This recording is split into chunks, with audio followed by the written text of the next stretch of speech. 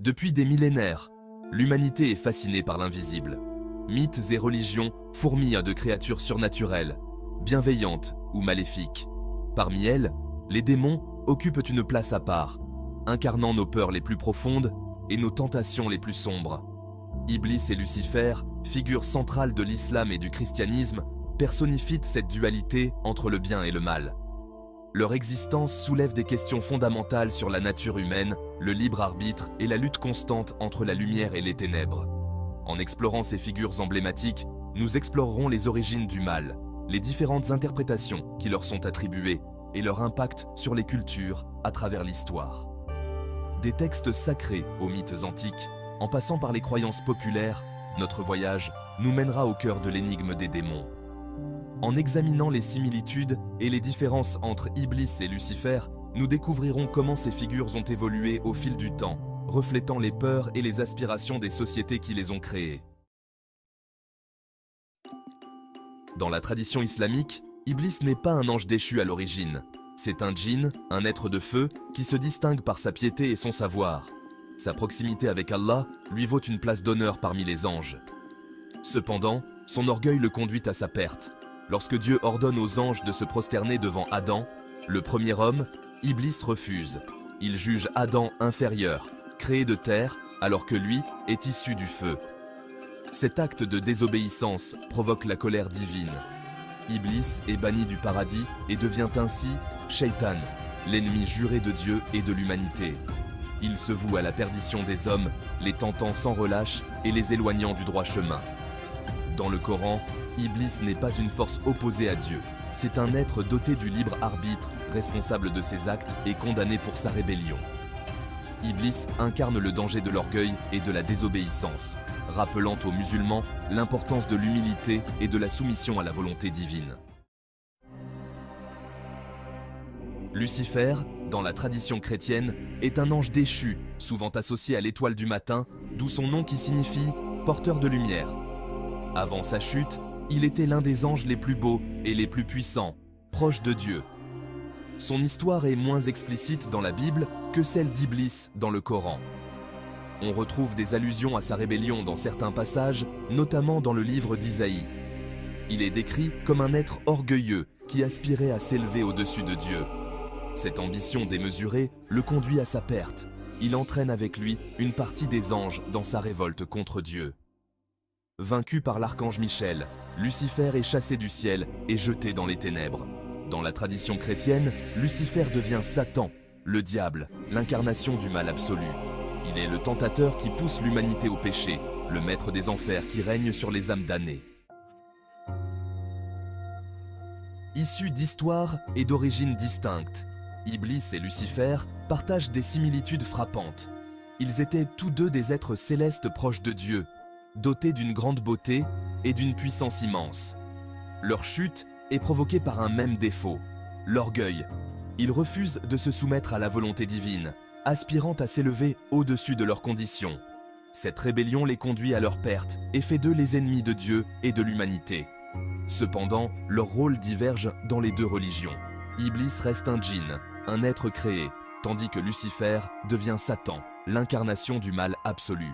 Cette différence met en évidence la conception du mal dans les deux religions. L'islam insiste sur le libre arbitre et la responsabilité individuelle, tandis que le christianisme met l'accent sur la lutte cosmique entre le bien et le mal. Au-delà des religions monothéistes, la croyance en des êtres démoniaques est un thème récurrent dans de nombreuses cultures à travers le monde.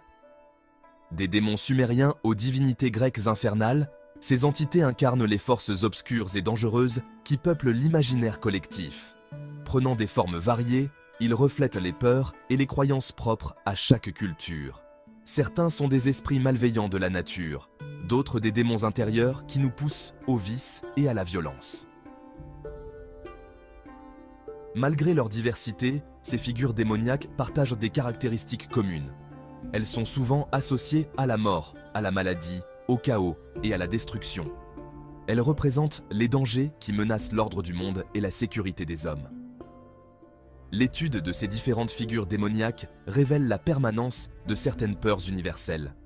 Elle nous permet de mieux comprendre comment les sociétés ont tenté de donner un sens aux forces obscures qui les entourent et de se protéger de leur influence néfaste.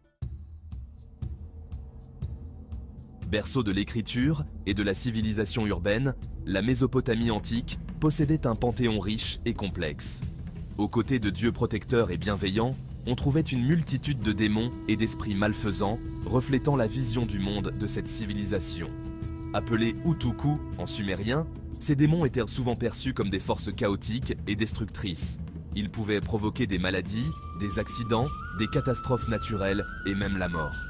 Les Mésopotamiens croyaient que ces démons pouvaient posséder les humains, les rendant malades ou fous.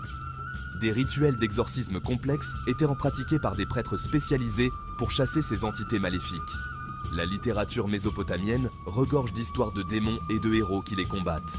L'épopée de Gilgamesh, l'un des plus anciens récits écrits au monde, met en scène le héros affrontant des créatures monstrueuses et des esprits vengeurs.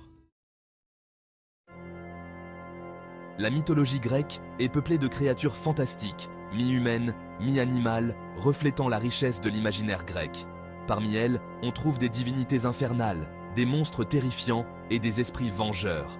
Hadès, dieu des enfers, règne sur le monde souterrain où les âmes des défunts sont jugées.